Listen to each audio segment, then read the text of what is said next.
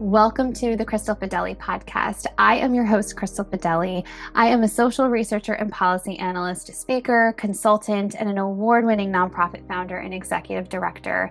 And all of my work focuses on helping us to understand coercive control, helping organizations to understand coercive control so they can respond better, and helping individuals understand coercive control so they can navigate the systems that they need to navigate better.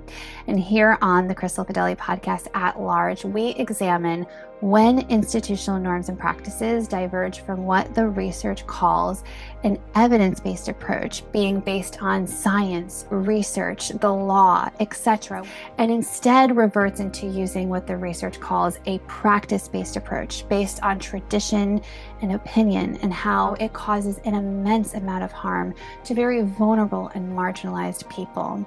And that leads me into introducing you to a special series we are doing here on the Crystal Fideli podcast called When Coercive Control Turns Financial, the Family Court Response and the Cascading Consequences. We see in the research and in practice time and time again when a woman attempts to set boundaries on the coercive control that she is experiencing, how the coercive control does not stop, because that's not how it works. Coercive control does not stop when a woman sets boundaries. It just switches forms and it intensifies until a person in power or an institution steps in and stops it.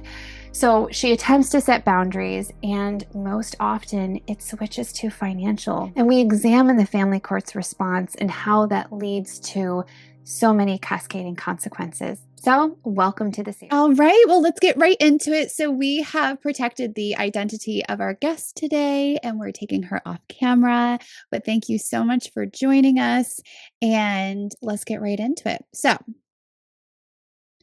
I want to start with the relationship inside the relationship. You know, there's a lot of people who, when they think of domestic violence, they automatically think of an incident and an incident where there was physical violence. But oftentimes we see that domestic violence does not necessarily happen physically. It happens psychologically, which I would say encompasses emotionally and mentally, sexually, financially, inside of the relationship.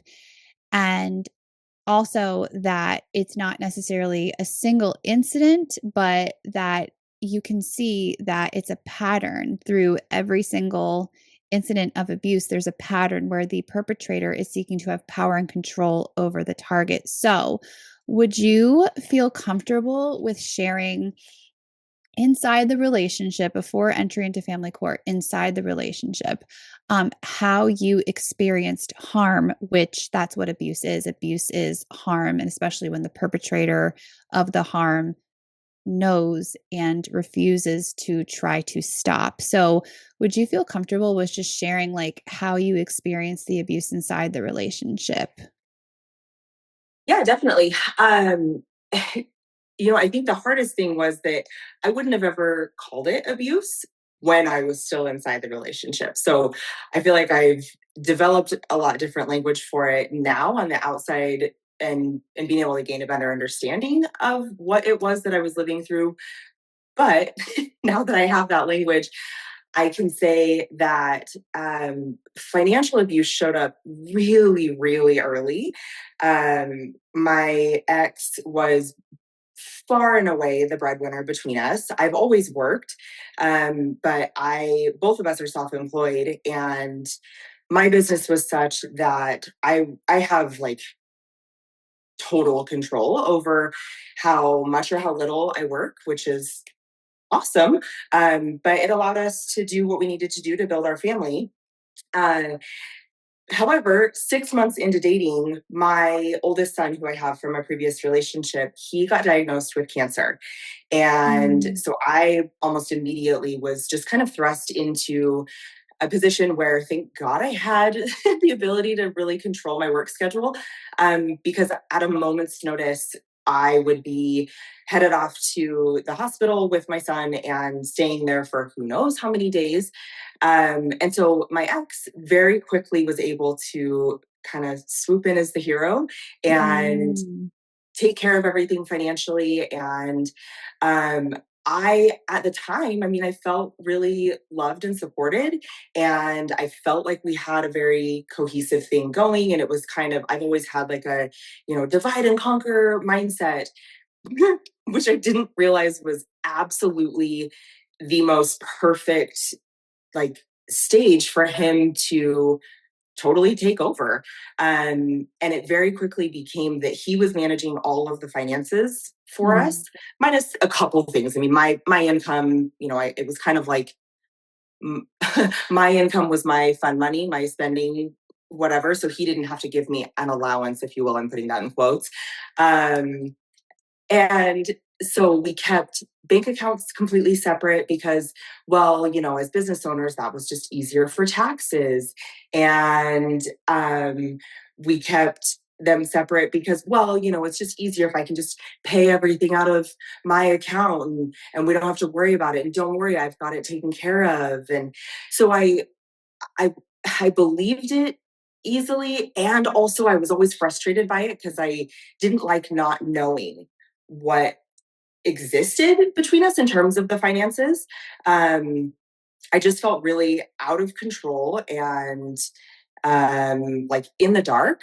But at the same time, there was so much else going on that it was easy for me to just kind of dismiss it and say, you know what, whatever. As long as the bills are taken care of, who cares? I have plenty of other stuff to worry about, and he can handle that. I'll handle everything else. We're good.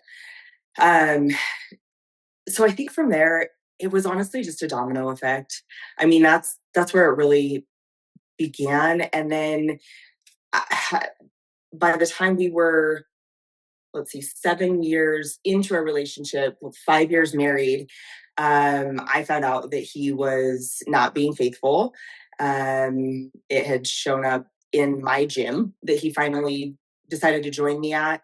And my personal trainer kind of broke the news to me. At that time, it was only supposedly just some inappropriate messaging with a couple of women. And then another year later, some more messaging showed up. And then out came what he says was the full truth, which I'll never believe. I mean, for the rest of my life, I will always believe that I have an understanding of the very tip of the iceberg. Because found out that he'd actually been physically interacting with multiple women throughout the entirety of our relationship. I'm so sorry. But I mean, it's brutal and it's devastating. And at the same time, I think I've gotten to a level of being able to accept that for what it is, and just have such a heart for speaking out on this, because it's so important for people to understand what is actually happening when they're in the midst of it. Because like I said earlier, I wouldn't have told you that I was being abused when I was still in the relationship. That's never a word that I used at any point. And I understand it very differently now. I think that there's a difference in something happening one time and one time only.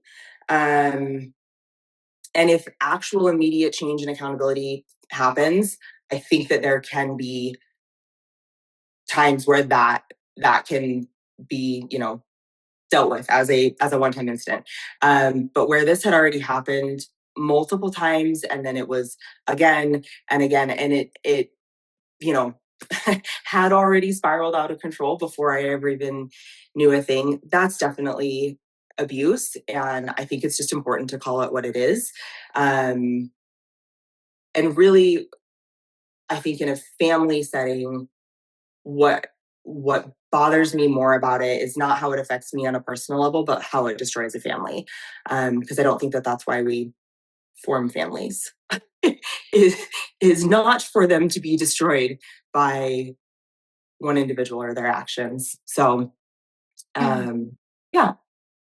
No, thank you for sharing. And I'm so sorry for what you experienced. So I'm hearing financial abuse, definitely. And I want to kind of talk a little bit more about that. Was there any like physical abuse or sexual abuse that you would feel comfortable? I know this is very evasive. So if it's like, Crystal, I don't want to go there, just tell me and I'll stop, but I guess I'm just trying to sort of understand the landscape of what was going on inside the relationship, because it's just helpful to bring awareness to this issue. But what, if you feel comfortable, was there physical abuse or sexual abuse or any sort of other kind of abuse inside the relationship?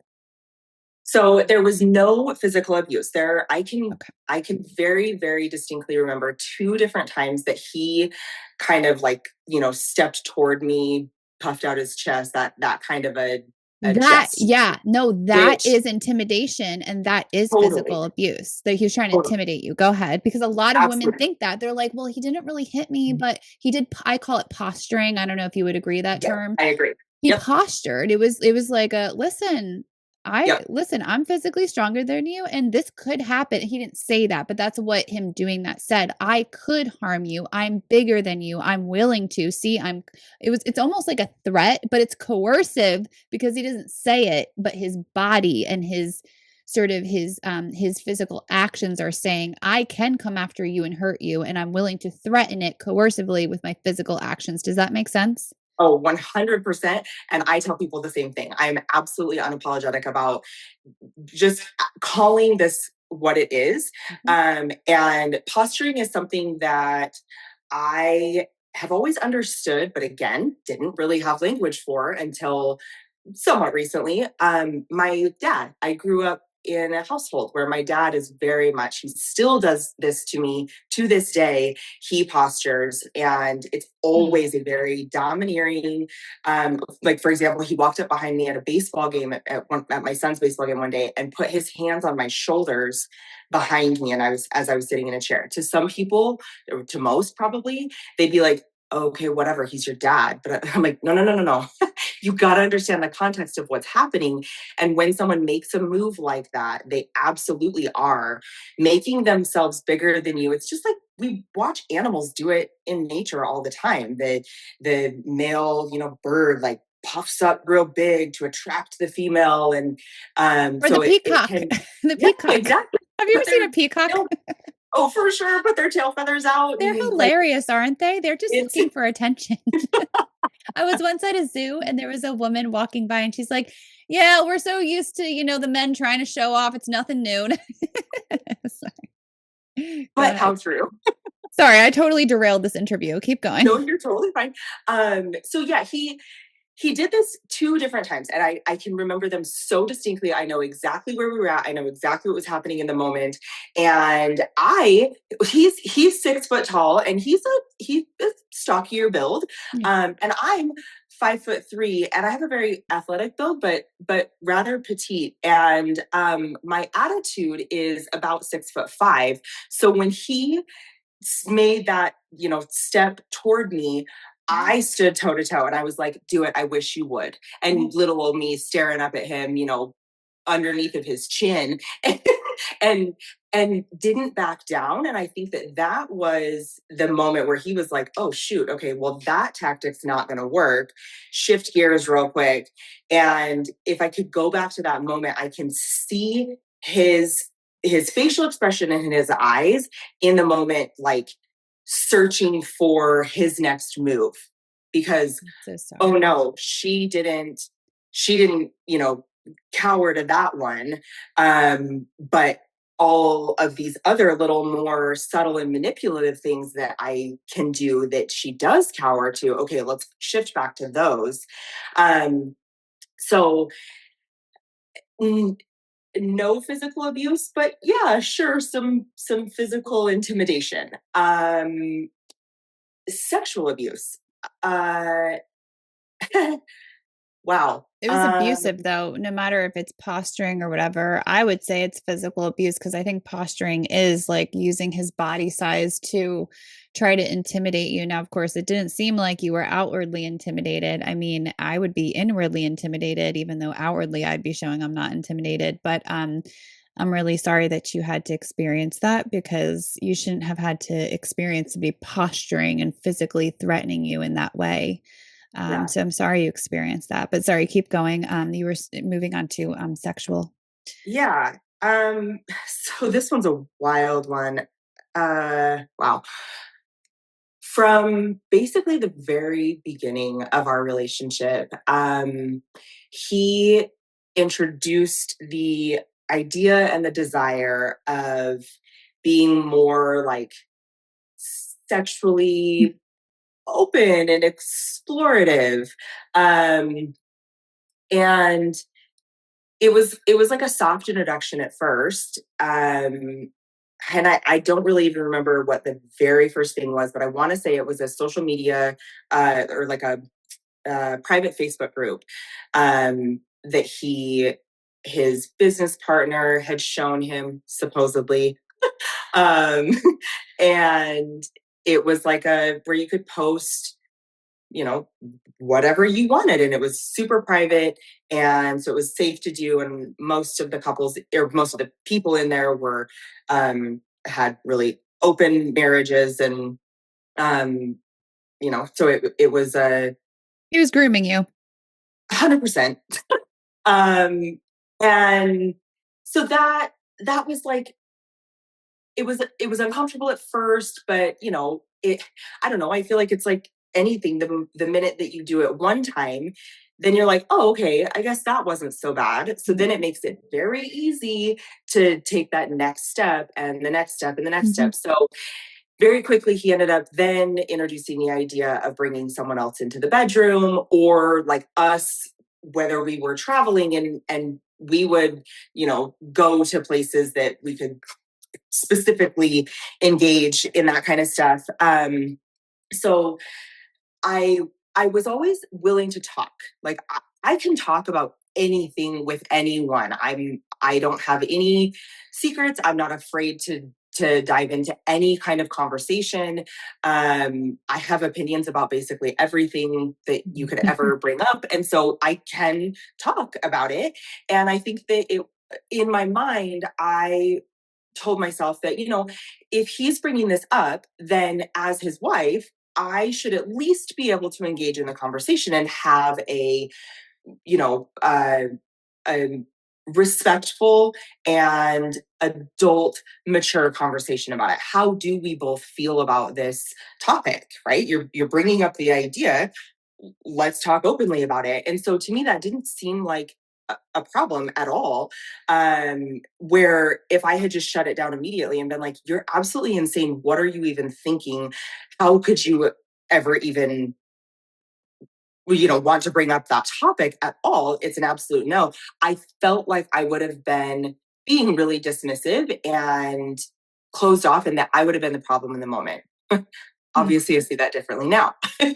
um, but we were in Hawaii when we got engaged. Did you feel pressured to like, I mean, was that something when he sort of, and by the way, he was testing you, right?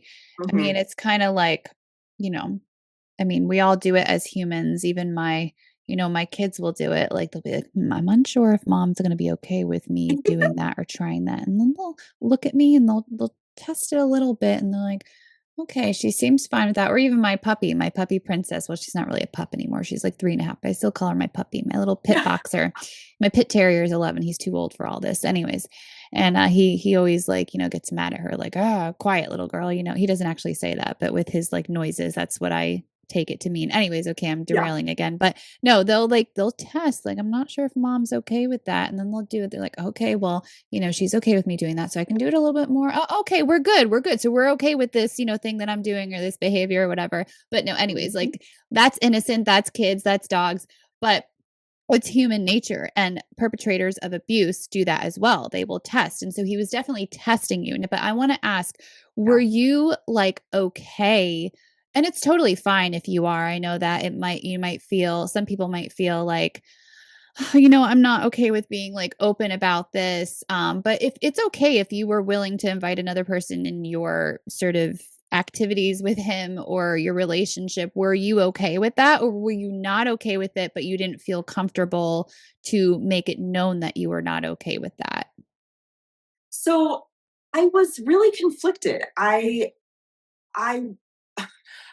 I wanted to be okay with it because I felt like that was such a strong desire for him Mm, that I felt like I would be more desirable to him mhm, if I was okay with the things that he was desiring.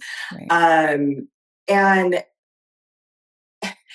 but at the same time, I, in the like, it was like the two sides of my brain were having completely separate thoughts at the exact same time that were totally colliding, because then there was also the other side of me that was like, no, but absolutely not. Because my biggest fear the whole time, and I was very open with him about this, is that if we do this, I am terrified of becoming jealous. I am Mm, not a jealous person. I'm not jealous of anything about you or about our relationship or about the other people that you engage with in life right now at all. But I fear that if we did cross that line, that I would become jealous. And you can't undo that once it's already happened. So right. I was really, really scared of that. And so I, I felt, I don't know, I was on both sides of the fence at the same Yeah, time, I hear you.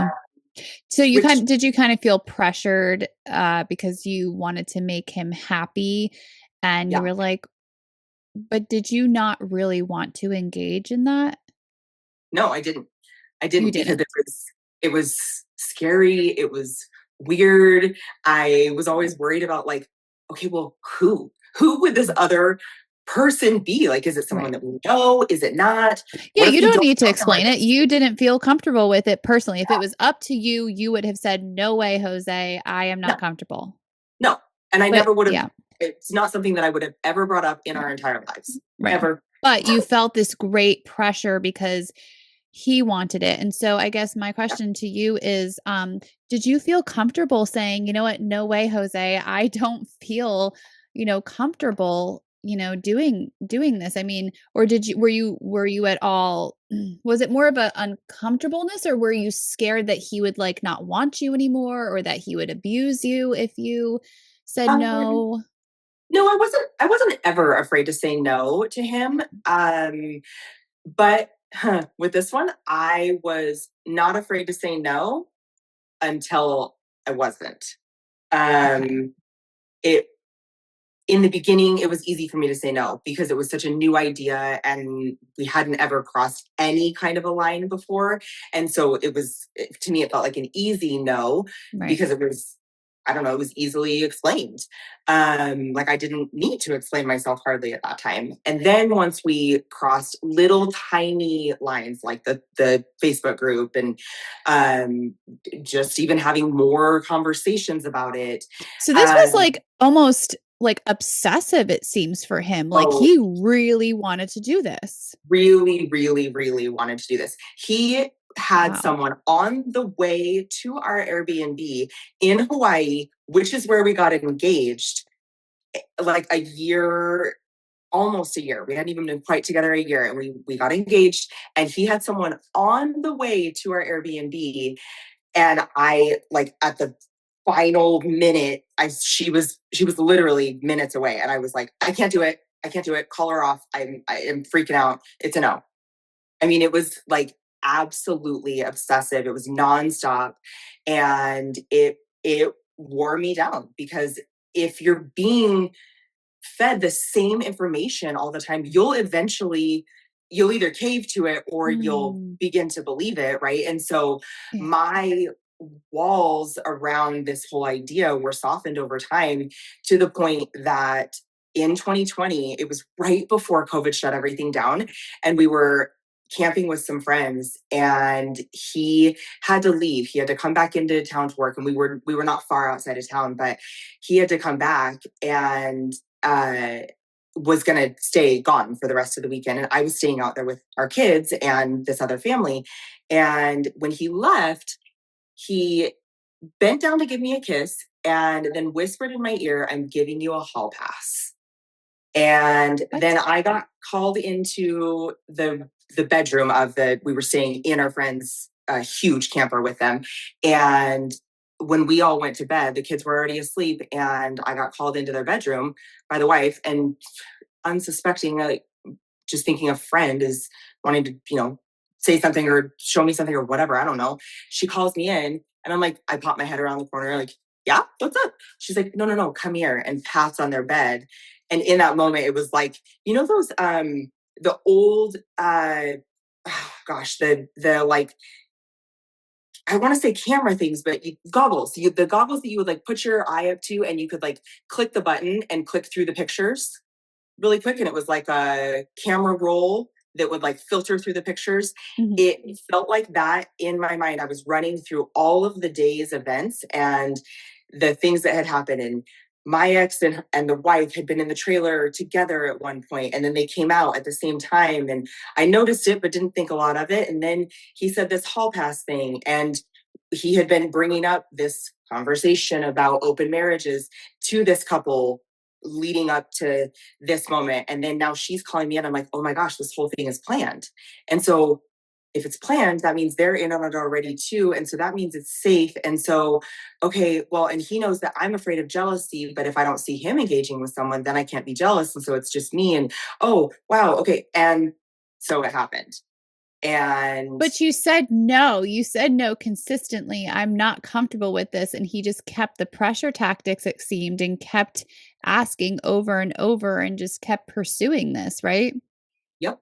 So that's what I'm noticing. So I'm noticing the underlying patterns here, right? So you're talking about like sort of like specific incidences, right? Is that plural for incidents? You know, I'm trying to say incidences. Sorry. Okay, guys, I'm sorry. I am educated, but sometimes I know cul-de-sac is not cul-de-sacs. It's cols-the-sacs. Okay. Anyways. All right. I'm derailing the interview again. Okay. No, but I'm noticing this underlying pattern where he wants something, you don't. And this is like one of those things where, I mean, it's kind of not socially acceptable. I mean, in terms of, I'm not judging people who want to do this, but what I'm saying is your normal, It's taboo, right? taboo. It's just your average everyday person is going to be like, no, thank you. That feels uncomfortable, right? That's what I mean. But I'm not trying to judge people. You know, this is a space where I don't want people to feel judged at the same time. But the underlying pattern that I'm noticing is that regardless, you didn't want to do something, but he kept chipping away at you to try to wear you down. And instead of accepting, you know what, I want to do this thing, but she doesn't. And so either I have to accept this or I have to make my decision of what I'm going to do in light of the fact that she doesn't want to do it. But he's almost just chipping away, trying to get you to change your answer. And anyways, I'm so sorry because your no should have been a no. And quite frankly, when we think of sexual abuse and we think of grape, right? And I say that because on the socials, you know, like you're not supposed to say the actual word. You know, but it's like if a woman says no or the other way around too, but historically and still today, you know, it's typically, you know, there's a correlate here, but if a woman says no, and she shouldn't have to keep saying no, right? Right. It should be accepted when it comes to sexual things and sexual acts. And so I would, again, but it's like that's where it's that coercive thing, because it's like, well, I mean, it's not like he forced me and he held me down. Like I eventually said yes. But if you have to keep saying no over and over again and the pressure tactics, I think we're crossing into coercive sexual abuse. Honestly, that's what it is. I agree. Like, it's disgusting. No is a complete sentence, and it should have only needed to be said once. Now, of course, if he wants to revisit the issue like from time to time, okay. That's all right, because you can revisit issues, right? But it has to be, and this is sort of the picture that I give people. What I find and so obviously this podcast is a series where we have experts, right? Where we have researchers, we have policymakers, we have practitioners in the field in some capacity, right?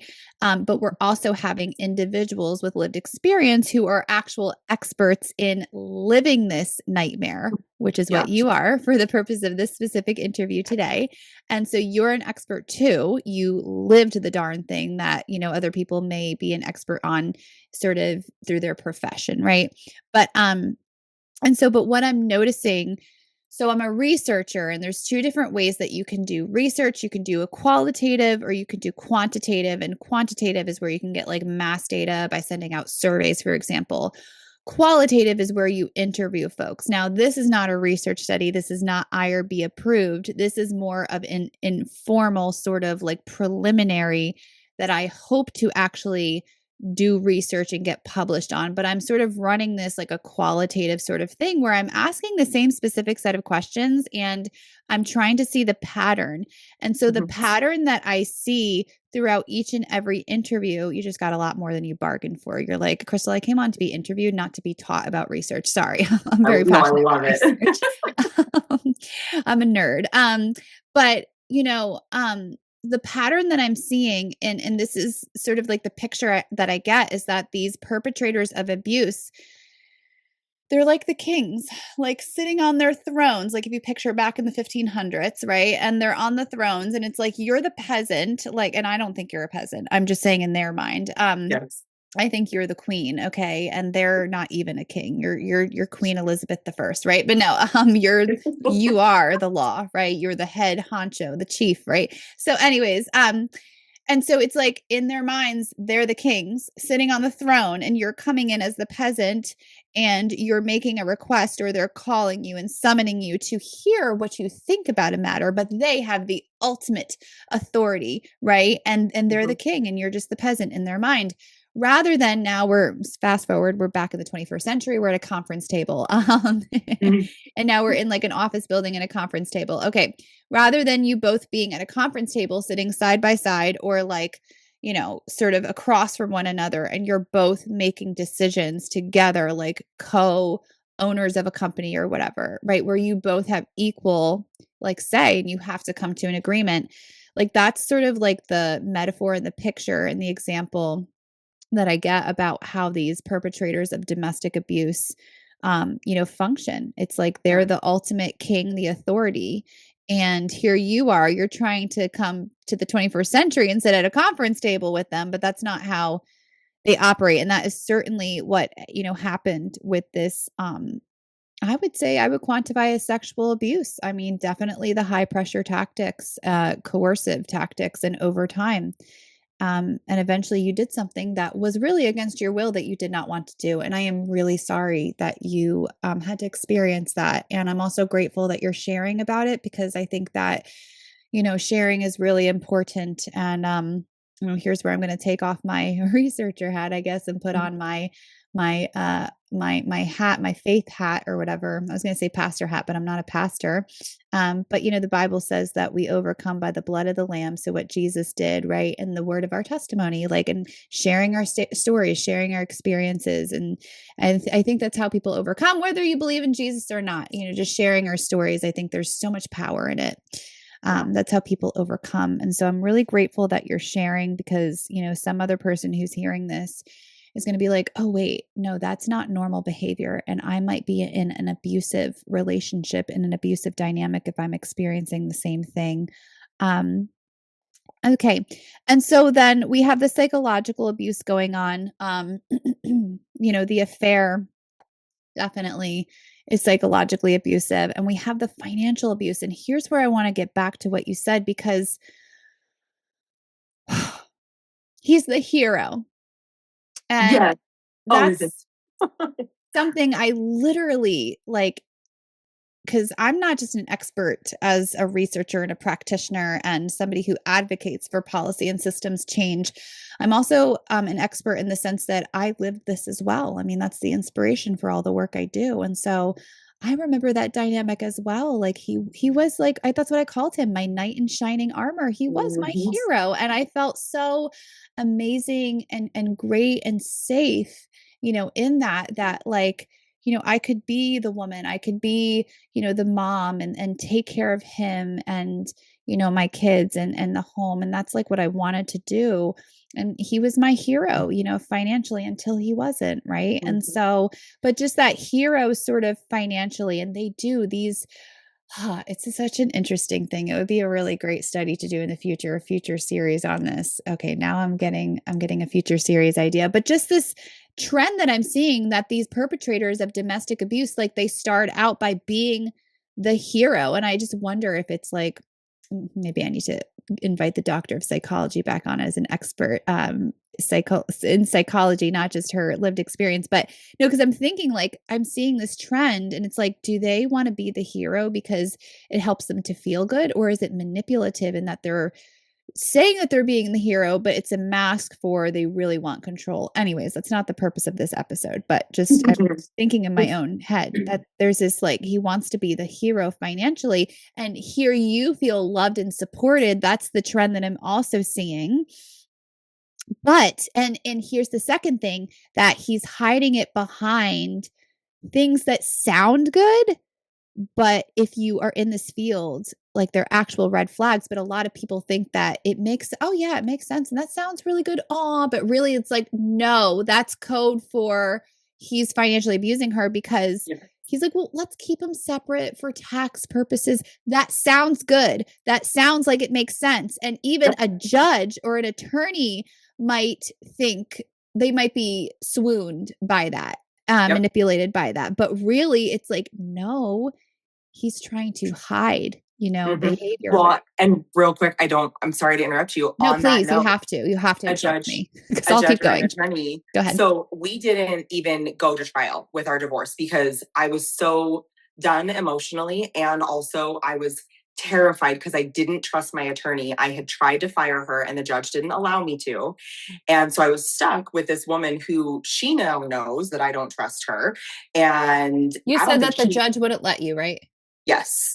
Yeah. The judge denied my motion. Well, she had to file a motion to withdraw as my attorney of record. Yeah. But then she didn't even show up for that hearing. She sent someone else in her place. And the judge didn't ask me what, any of the circumstances were or what the reasoning was. Did you have So finances to hire another attorney at that point? did I have? Yeah. No. Okay. We'll Be- get to that in a little bit. Yeah. There's a reason I'm making a note over here. We'll talk about that. Keep going. Okay. So I then was basically, I was stuck with this woman. And so I was like, I cannot go to trial. I don't trust her to actually represent me well in trial. And this man over here and his absolute, I say snake, but whatever, we'll call him a shark of an attorney. Like, they will steamroll me, and I know that they will. And I don't trust this judge. Like, the fact that he didn't allow me to fire my attorney, this is all insane. So I'm settling in mediation. So we did a final attorney assisted mediation. And I was pushing back with my attorney and the mediator and saying, like, in regard to all of the finances. And I'm like, you guys, this is insane. Like, he makes multiple six figures a year. And I'm currently making under 30 because I'm in the process of rebuilding the business that I had completely let go of in order to join him in business. And so now I'm having to rebuild my entire life. And you're letting him get away with, like, robbing me blind, and you're doing nothing about it. And I didn't know what finances even existed in our marriage. I didn't have access to his bank account. I didn't have access. I literally had I didn't have my name on the power bill, for goodness sakes. So I had no access to anything. And I can't remember which one it was, but both females, either my attorney or the mediator, one of them looked at me and goes, Molly, I sorry, I said my name. You have me as guest. Whatever. Yeah, I don't know what to tell you, but the judge is not going to care that you didn't know about your finances. That's your responsibility to have known what finances existed in your marriage. I sat there absolutely dumbfounded and Sounds like shocked. an attorney, first of all, that's not representing you adequately, because if that's what you're saying is an issue, she is your freaking attorney and she's supposed to represent you. So that's number one. The solution is that's what an attorney is supposed to do. Number two, she doesn't know about obviously coercive financial control, which is why I do the work that I do. But that shouldn't even be necessary because she's just supposed to represent your interests. That's what attorneys are supposed to do. But okay, keep going. Sorry. It was the most, I mean, I literally, like, I think I get so fired up about it when I talk about it because still to this day, I mean, we're just over a year out from the divorce being finalized. And every time I think about that day and the things that were said to me in that room by my own attorney and a mediator were so unbelievably shocking. So to feel like, listen, I've been abused by this man for 10 years almost that we've been together. And now I feel like I'm being abused by the two of you women. Yep. Like it made it even worse that they were both women.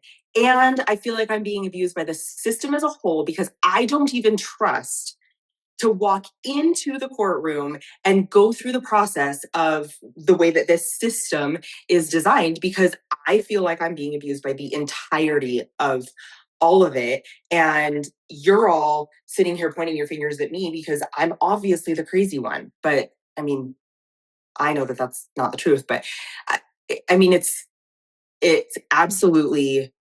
Yeah, it's horrible because he abused you in every which way, right? And he abused you financially, but because the system doesn't recognize coercive financial abuse, and instead they blame you. This happens every single day. It happened to me. That's why I do the work I do, because it happens to women and you're just another, not that you're another number, but you know what I mean? Like you're just a number of, and here we go again, another person, another story. And it's just, and it's just so interesting that the heuristics, the subconscious beliefs of, the professionals in the family court system lean in the favor of the abuser and not the individual who's desperately trying to escape. I want to now move away from, so we've identified the different, abuse you experience in the relationship. And I'm so sorry you experienced all of that abuse. And we've identified, the pattern, underlying it all, where it's like, he just gets, total power and control. And he just chips away at you and it's so coercive and he pressures you and the system doesn't see it for what it is. Now let's talk about entry into the family court system. So I know we fast forwarded a little bit, but let's kind of rewind a little bit. So entry into the family court system. Now, what I see often in the research and in my work is that when individuals who are trying to leave domestic abuse try to stop the abuse, try to stop the harm, whether through like boundaries over time or just this abrupt, okay, I'm done, right? That's when I see the abuse switch to financial because, individuals can set boundaries with psychological abuse. You can say, hey, I'm only available for speaking through text message. I'm not available by phone call or in person anymore. Like you can set psychological boundaries if you're being sexually abused or physically abused, excuse me. I had to cough. You can set boundaries and the system for the most part will back you up. I mean, I know there's issues with that, but I'm talking about for the most part, if you're physically harmed or sexually harmed, the police will back you up, right? For the most part, not always, but okay. But so with the way that domestic abuse works is it doesn't stop when it's cut off through one lever. It just switches forms. It's like whack-a-mole. And so I see oftentimes it'll pop up financially. Now you already had the financial abuse going on. So could you answer me did you try to set boundaries like over time to stop the harm from happening? Or was it like an abrupt, I'm done? In terms of the financial side or just like just like the relationship overall, like I'm done with, or maybe just the individual things too. Like, did you attempt to like start protesting against the abuse and just not go with it anymore? Yes, definitely. I mean, from the time that little I'm giving you a hall pass moment happened, there was a pretty like abrupt off switch for me at that point, because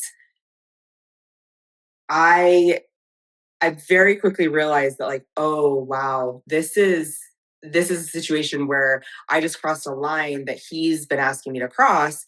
And now it's immediately being used against me. And so I was like, okay, this is not a safe space anymore. We're not doing this. So that was kind of the first like real hard boundary that I set. And I would say there were other little ones, even way earlier than that. But again, that just is back to my, like I said, little 6'5" attitude that I have. I don't ever feel like I was just like a as this probably sounds rude, but like a doormat kind of person. Like I did not let him just steamroll over the top of me without having something to say about it. And so I don't feel like I was ever quiet and had no boundaries. It was just that he was able to work around my boundaries and find another little avenue, like you said, the whack-a-mole. And so I think that while I was trying to set boundaries or hold them, there was all these other things popping up all over the place. So I couldn't, it Could you was too talk much to about like manage. specifics? Like, could you give a couple examples or Yeah, well, if you okay. feel comfortable? So with the sexual stuff, like Yeah. After that, after I ended up, engaging because he set it up, then he was wanting to, okay, well now when is it my turn? When do we get to have someone, with us? And I was like, yeah, so that's not happening. That like, no, we're not doing that. This is a hard line. It's a no. Uh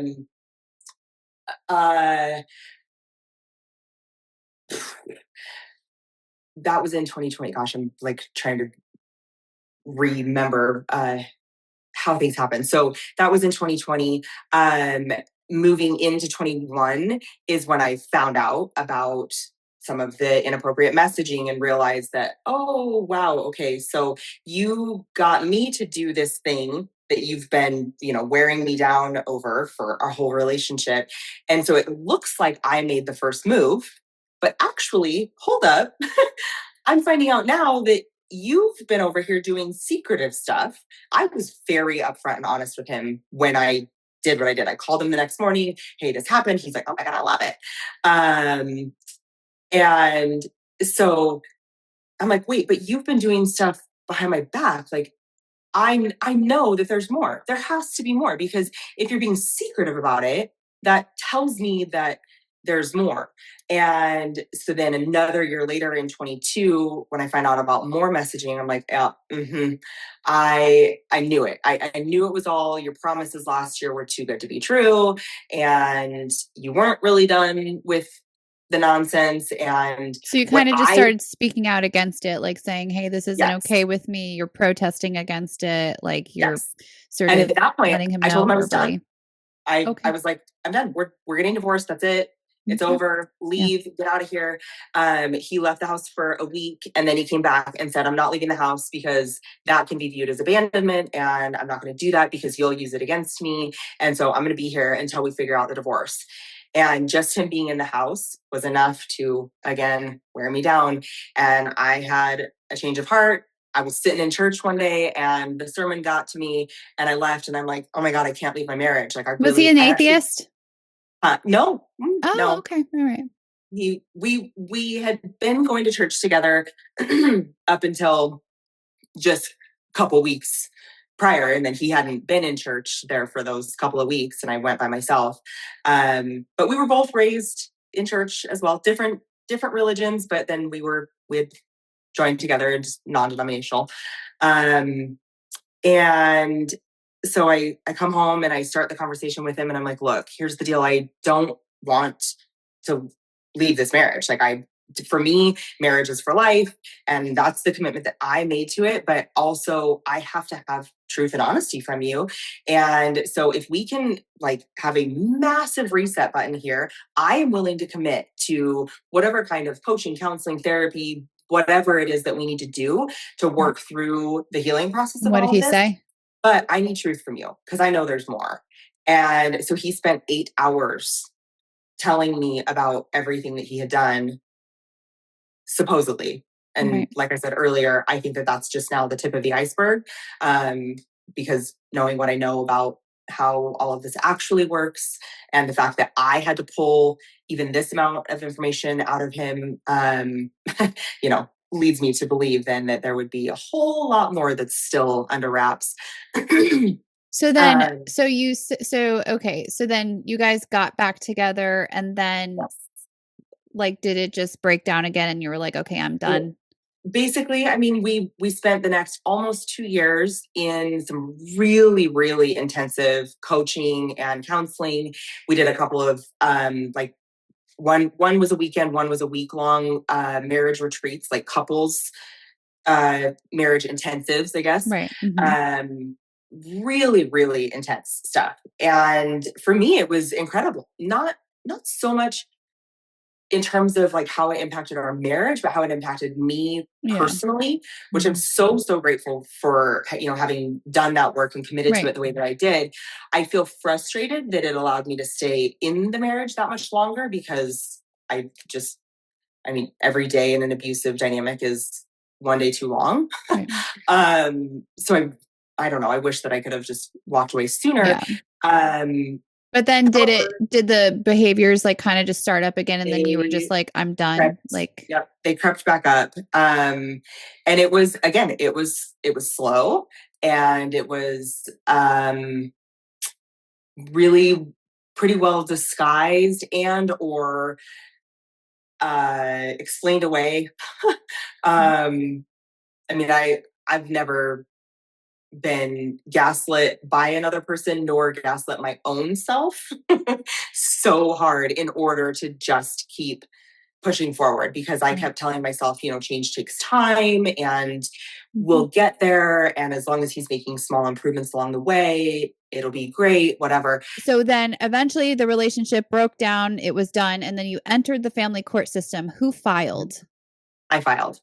Okay, you filed. Now, why did you file? Just was it because you needed like equitable access back to them, or equal access back to the needed access to the marital income, or did you file just like why did you file? Because I knew the second that I filed that it was you're going to be cut off. Hell was about to break loose. Yeah. And I just had to accept that for what it was, because it was better than the alternative. He was trying to convince me that we could just do everything through mediation. Like we could hire our own mediator and settle the whole thing that way. And I knew that that wasn't possible.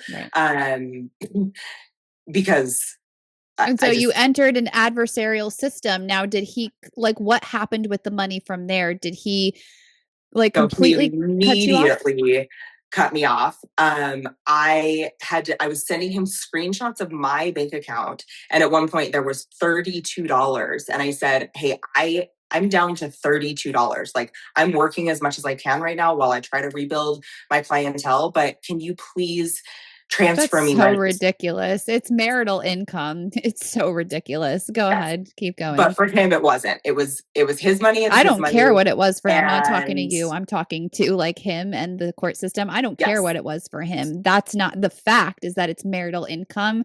And this is like the great frustration, because it's just like, this is where we need a cultural shift. Like, who cares what that's like a criminal saying, well, to me, it wasn't that I, committed assault on this person. It was, and it's just like, we don't care what you think. You committed assault, and this is the punishment, right? Yeah. So anyway, so he didn't give you money for so what did that look like? Did you have enough money for basic necessities, even though you were entitled to the maintenance of your marital financial status quo, but did you have enough money for food and medical needs and gas for you and your kids? No, you didn't. Nope. So we had one credit card that my name was on as an authorized user. So I did have access to that. And I used that for a doctor appointment to go get tested because of all of the affairs. I finally was like, I should have done this a long time ago. I, for whatever reason, didn't want to while I was still committed to the marriage. I don't know. I did just couldn't bring myself to do it. I think I just wasn't willing to deal with the reality if anything was positive. So I went and got tested. And so I used the credit card for that appointment. And then I used the credit card for my regular doctor that I see, that just managing regular meds and stuff. And did he eventually take your ability to use that credit card away? So he started sending me invoices monthly for my spending on the credit card, which my attorney was like, don't do anything with those. That's stupid. Were you And so caretaking for children full time? Were you a stay-at-home mom? well, no, I wasn't a stay-at-home mom. But I mean, yes, I had our kids. I guess that's a loaded question. We had set up like a temporary schedule between the two of us that was like a 70-30-ish split. And you had so the kids 70%, he had them 30? Yes, correct. And then we ended up with temporary orders like through the court shortly after filing the divorce that we ended up on a 50-50 time split. And he was ordered at that time to end up maintaining his own residence. So you weren't able to take care of you and your kids' basic necessities when you had them 70% of the time, and he had probably like an elevation in lifestyle, right? Oh, absolutely, because he had all of the money. All the money. He prepaid. So with this credit card, he got pissed that I was still using it and had access to it. So he went and maxed it out. Mm-hmm. Yeah. And he prepaid 6 months of his rent at the place that he went and moved to. While I then literally I couldn't buy groceries. I mean, I had a friend show up with a car full of like a whole Costco run. I had my church give me money out of the benevolence fund. Yep. I tried to apply for food stamps and I was $200 over the income limit. Yeah. Yeah, this is what happens. You're outlining it beautifully, even though it's it's horrible, but it's to a T, you're outlining it. And so in the last few minutes we have here, how did you hire an attorney? If you didn't have any funds, how did you get an attorney? So I used the credit card to pay the retainer at first, but I told her I can only pay half of it because he's going to lose it if I pay this full amount. And so I paid half of it. And he was probably able to hire and fire and rehire anybody he wanted because he had all the money. Oh, absolutely. And so that puts you at severe litigation disadvantage and him at severe litigation advantage. Yes. Yep. And then that gives you subpar legal, representation. And here's the thing. So I don't know what the law is in your state, but I know in New Jersey, again, this is for informational purposes only. This is not legal advice, but once an attorney comes on the case, and so the system does this to try to protect you. But again, it's like that thing where it's like, it doesn't protect you. The outcome is that it doesn't protect most people because they don't want the attorney to just leave you high and dry. So that's why they have to, once they sign on as your counsel, that's why they have to request a motion to request to recuse themselves. And so the judge is trying to protect you.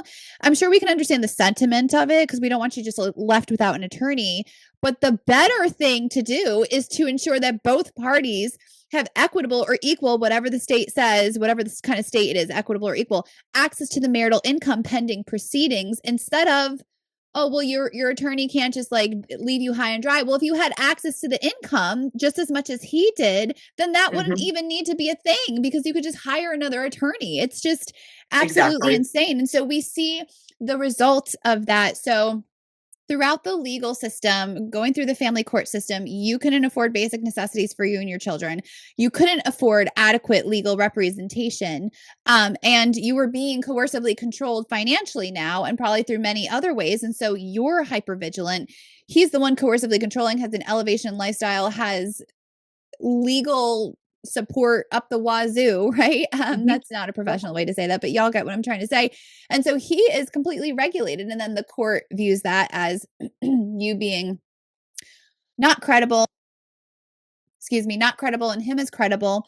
And so then in the last minute or two here, I just want to talk about the cascading consequences. So I remember that you had said that your attorney, like what stuck out to me from what you said earlier is that you felt stuck with her and you didn't feel like she represented you well at all. And you didn't say this part, but I'm assuming had you had money, you would have fired her and hired somebody who represented you better. And so the result of that is that you settled for something that you didn't want because I mean, what were you supposed to do? You would have gotten bamboozled by his attorney, and because your attorney wasn't representing you well. And it's probably also because you're not able to pay her adequately, which I understand as a business owner, but that's why the system, I mean, this is a major systemic issue. And so this is not neutral, and they treat it as, well, you should have known the finances, or they treat it as your fault. And it's just like, no, y'all are not ensuring that I have equitable or equal access to the income. And so this is not a neutral process. This is a completely skewed process where, because you guys are choosing to see, because that's about the law. It's not about the facts, it's how the facts are framed. It's all about how they're framed. And so if they frame it as, something different than what it is, which is financial abuse, and them not following the law, which is giving you equitable or ensuring you have equitable or equal access throughout the entire process. In fact, NJSA 2A 34-23 here in New Jersey says that both parties are entitled to equitable access pending proceedings. So once the initial complaint is filed, proceedings are underway, and both parties are entitled to equitable access. But the problem is that in practice, the judges are like, oh, we'll figure that at final distribution. Oh, it's temporary. Oh, no, it's not. It's not. You are deciding the entire case right there and giving him complete and total advantage and giving her complete and total disadvantage. And I imagine that there is, cascading consequences in your case. It looks like your short-term financial harm has turned into long-term financial harm, and that he has gotten, his short-term, elevation financially has turned into long-term elevation. It looks like his net worth is probably staying the same or going a little bit up, and that your net worth has plummeted, right? Yep. And then that probably has skewed custody, co-parenting. He's probably abused you with litigation, taking you into court unnecessarily, and you've been pressured to not make too much noise, but he can make all the noise he wants and bring you into court over and over again. I don't know, maybe I'm assuming, but we literally have 1 minute. But we've been in court multiple times in just the year that we've been. And he can violate court orders, right? And you have to obey, right? Does it constantly. Yep. That's exactly what happens. And it all starts with the courts not following matrimonial law, which is that both the marriage is an economic partnership. Both sides are providing equal economic contribution. The income earner and the caretaker are providing equally economically. But there are some subconscious beliefs in our society and heuristics that people unfortunately see it different. And so actions follow suit. And that's why we need to really say, hey, no, right? And we need to stand up for and prioritize really being adamant about the finances. And that's why I do the work that I do. But anyways, so I am so sorry for your experience. And, I just, again, your case is literally the reason I do the work I do, so women can kind of nip this in the tail, early on. And, and so that didn't happen for you, but all hope is not lost. You can still, rebuild. And, that's also why I do what I do. And I do pray that, God helps you, sort of find your way to get to restoration. And the good thing about restoration is that it's not restoring back what you lost, but restoring even better than what was taken from you. And so I just call upon Jehovah Mishpat, the God of justice, to do that in your life. And well, thank you so much for joining us on the Crystal Fidelity podcast. I have to go run and pick up my little guy. But Thank you. Thank you for joining us for another episode inside of our series called When Coercive Control Turns Financial, the Family Court Response, and the Cascading Consequences. If you are an organization or an event and you are looking for organizational consulting, speaking, or training so you can understand coercive control better, so you can respond better, I want to invite you to go ahead and visit me at crystalfidelity.com. If you are an individual leaving coercive control and you would like support navigating, I want to invite you to go ahead and also visit me at crystalfideli.com. And if you are interested in specifically supporting You Made a Way, it is the 501c3 nonprofit that I founded and I am the executive director of. If you are just as passionate as we are of making a way for women and children who are leaving coercive control when it turns financial, I want to invite you to go ahead and visit us at youmadeaway.org. And we hope to see you back here next time for another episode of When Coercive Control Turns Financial, the Family Court Response and the Cascading Consequences. See you then.